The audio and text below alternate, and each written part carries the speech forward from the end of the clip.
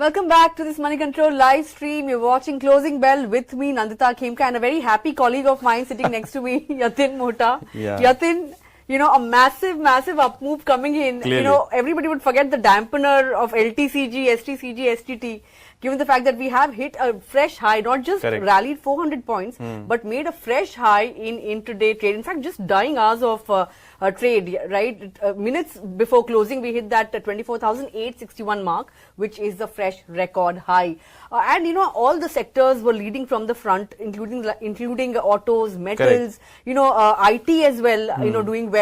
And broad-based gains, if you look at the mid and small cap end of the markets, even they were buoyant. The mid cap index rallying somewhere around 2%. Or thereabouts. India VIX also cooled off 3%. Advanced decline ratio was firmly in favor of gainers, 3:1. But let me just ask you, what is it that led to such a big up move, such a great start to August series? Great start to August series. I think, Nandita, the pain really was in the July series. Ahead of the budget, there were expectations. Post the budget, the market did not do well. I think all that pain was seen in the July series. So, when we start the August series, I think a lot of FII buying is, likely to have happened today. Because, the large caps were flying in trade. There were concerns with the new RBI circular that, will impact the bank deposit cost because of the liquidity that they will have to keep aside as per the new draft norms. There was a gap down in banks, and look at how they have recovered intraday. Same is the case with the mid-cap index, 2% higher for the mid-cap index, 1% for the small-cap index. And, look at the list of gainers, Nandita, from New India Assurance, Paytm, Network 18, all of the stocks, running away in trade. Lot of less losers to talk about, but yes, lot of result reactions, lot of stocks to talk about. And, I think because of the paucity of time, probably we'll talk 2-3 stocks. Yeah. But I think lot of, massive momentum seen in the markets today. That's true, Yatin. Result reactions have been fabulous, right? Look at Shriram Finance, 9% up move. Cipla as well, a 6% up move, post numbers. Divi's Lab, all of these names, 5 to 6%, gains coming in for index names, the likes of Bharti Airtel, Apollo Hospital, Adani Post. In fact, losers are few and far between. I think we should not even mention them. But since we are talking about some of the movers and shakers, let's mention that 3 losers on the index today, just about 3 of them. ONGC, Tata Consumer, as well as Nestle India. Aside of that, as you mentioned, even banks staged such a good comeback, right? They opened 1% lower, but the Nifty Bank Index ended higher by about 0.8%. So that was a remarkable recovery coming in on the Nifty Bank Index as well. So all in all, we are going into the weekend with a very happy mood, especially since at the start of the week, the mood was soured by the kind of changes to capital gains tax that was announced by the finance minister. But, just want to point out that, according to Moneycontrol poll, we've conducted a poll of how sentiment has really changed post-budget. Most of them, or most of the market experts had said that they would not change their year-end target on the Nifty despite the changes to capital gains tax and the STT on FNO. They had largely said that, those were, dampeners maybe in the short term, but the buyers for the market will remain on the upside. But Yatin, on that note, let's talk about some of the mid-cap stocks that caught our attention today.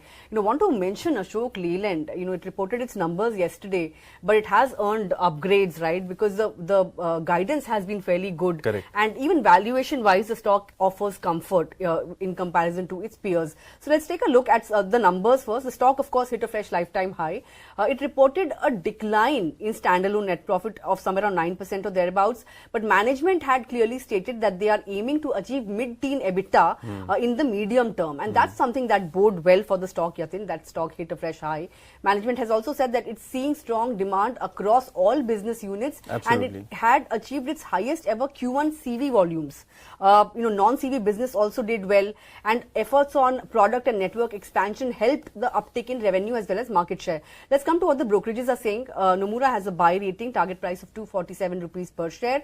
It said that EBITDA margin was in line with estimate, but Power Solutions, aftermarket, defense, international operations, all of them contributed strongly to the top line growth of the company. And going forward, the key catalyst would be improved CV growth, double-digit EBITDA over FY25 to FY26, and even upside from the EV business, for which they haven't really assigned a value yet.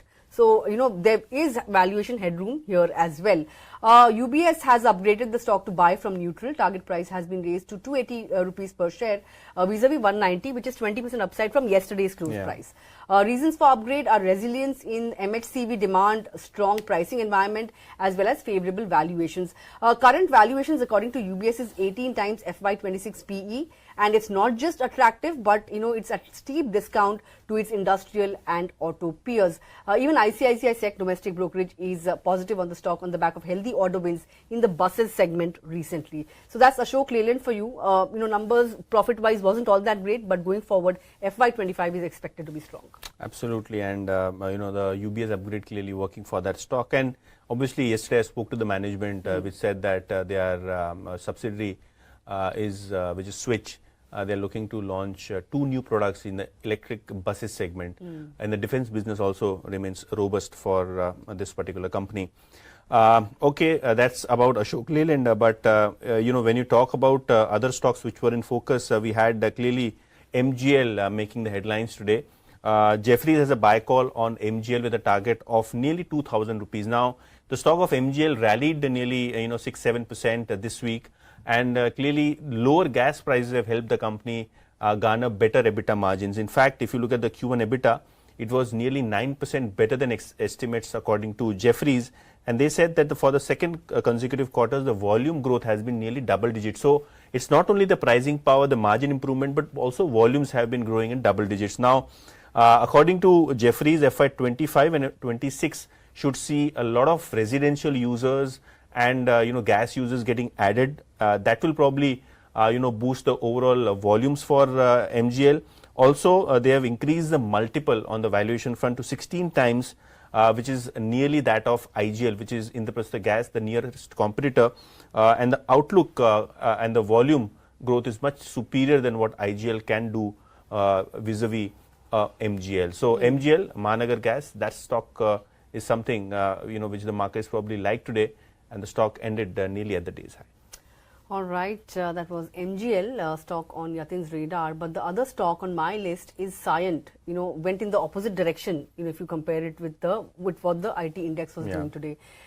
Numbers have been dismal, and the stock was reacting to it. It had slumped somewhere around 9% on an intraday basis, although it kind of came off from day's low. But bad numbers. Dollar revenue was down 10.3% on a YY basis. EBIT margin, although increased to 15.8% vis-a-vis 14.4%, but that was on a YY basis. Weakness was seen across the board. The core digital engineering segment revenue was down 5% on a quarter-on-quarter basis, and verticals like connectivity and transportation saw somewhere between 7 to 7.5% fall on a quarter-on-quarter basis. The guidance, of course, has been cut to flattish from high single digits that the management had maintained earlier, and the guidance cut has been due to delay in project ramp-up in telecom. And of course weakness in the railways business as well. Let's come to what brokerages are really saying about the stock now. Nuvama has called it a shocking quarter, but they've also pointed out that valuations of the stock are cheap. So the downside or potential downsides will be limited from here. Kotak, on the other hand, Kotak Institutional has lowered, had said that the lower revenue guidance is also aggressive. So that's the kind of pessimism that's there on the stock. They've cut their earnings estimate by 14 to 18% over FY25 to FY27, although they've maintained their buy rating and cut their target price to 2,050 from 2,275 rupees per share. They've said that the medium-term growth opportunity is intact, although valuations, of course, are reasonable. That's something that Kotak has also pointed out. But, IT stocks have been seeing good buying interest. But, CYIENT, if you look at this stock, it is down somewhere around 20% on a YTD basis, clearly underperformed its peers, Yatin. Absolutely, and Nandita, I think the crux this time was that the large cap IT stocks have done better in terms of growth versus expectations to the mid cap stocks. We saw Persistent Systems also fall post the numbers. Now it's CYIENT. I think the reaction on these mid cap IT companies is much larger when the results disappoint, and probably the outperformance is now in the large cap stocks. Infosys, TCS, all of these stocks, barring Wipro, have done well post the numbers. That's true, but I think that's what profit booking, sell on news. Is that what played out for Tech Mahindra? Because numbers were not bad. Yeah, and I think there was a run up, ever since Infosys, TCS gave numbers, we saw a good tailwind for IT stocks. probably you are right that near the result, probably the market's already factored in good numbers and some kind of profit taking right now which is happening. But good day for the markets and a good weekend to cheer. No, so I want to say probably the bulls are partying on Dalal Street. Where are you partying this weekend? I'll party surely, Nandita, but Monday let's hope that we are 25,000 on the Nifty. Okay, 25,000. Of course, that is the key level that we've been waiting for, and now all the triggers, most of the triggers are out of the way.